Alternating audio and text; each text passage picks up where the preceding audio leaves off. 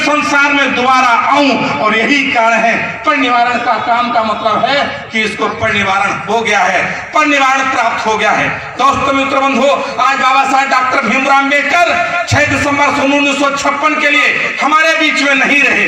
जो हमारे बीच में बाबा साहब डॉक्टर भीमराव अम्बेडकर नहीं रहे दोस्तों, कल उनके लिए दफन किया गया था। उनके पार्थिव शरीर दिल्ली में खत्म हुआ, बॉम्बई में ले जाकर के दफन किया। 1-2 हजार आदमी नहीं था, 1 लाख आदमी नहीं था। ये मंच पर विद्वान लोग बैठ रहे हैं, 10 लाख लोग मौजूद थे जब बाबा साहब डॉक्टर भीमराव अम्बेडकर खत्म हुए थे।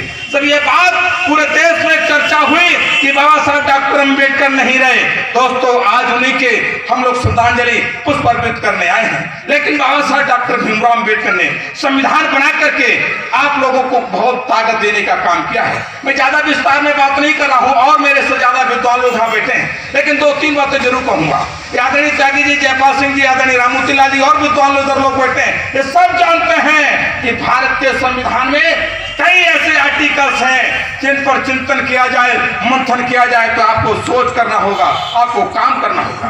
340 धारा है, 340 धारा आर्टिकल्स है। बाबा साहब डॉक्टर भीमराव अम्बेडकर ने जब देश का संविधान बनाया तो देश में पिछड़े समाज की संख्या 52% थी। और 52% के में कौन कौन लोग आते हैं? यादव समाज के लोग आते हैं, पाल समाज के लोग आते हैं, कसब समाज के लोग आते हैं, शाक्य मौर्य कुशवाहा समाज के लोग आते हैं, प्रजापति समाज के लोग आते हैं, वगैरह वगैरह पिछड़े समाज के लोग आते हैं। लेकिन बाबा साहब डॉक्टर भीमराव अम्बेडकर ने जब देश का संविधान बनाया 340 आर्टिकल धारा बनाई, उसके बाद में 341 बनाया, 342 बनाया, 343 बनाया।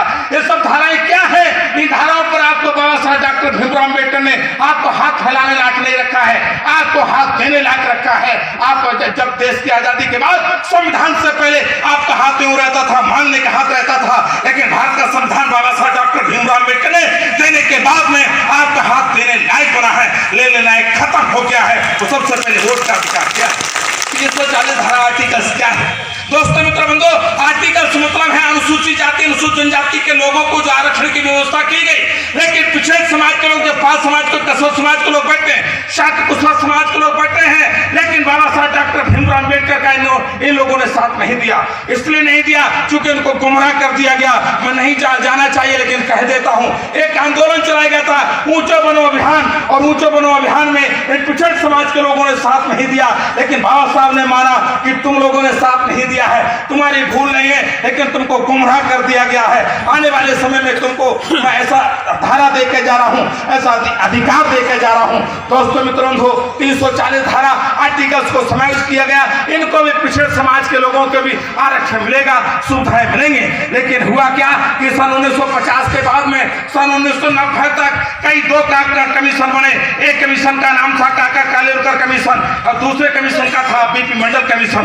दोनों कमीशन बनाए गए, लेकिन दोनों कमीशनों ने रिपोर्ट नहीं दी पिछड़े दलित समाज के लोगों के बारे में, पिछड़े समाज के लोगों के बारे में कि इनको भी आरक्षण मिलना चाहिए। लेकिन जब बाबा साहब डॉक्टर भीमराव अम्बेडकर, आदरणीय बहन कुमारी मायावती जी, माननीय श्री काशी राम जी की पार्टी बहुजन समाज पार्टी ने जब 2-2, 3-3 सांसद राज्यसभा लोकसभा भेजने का काम किया तो उन्होंने कहा कि मंडल कमीशन रिपोर्ट लागू करो और वरना कुर्सी खाली करो।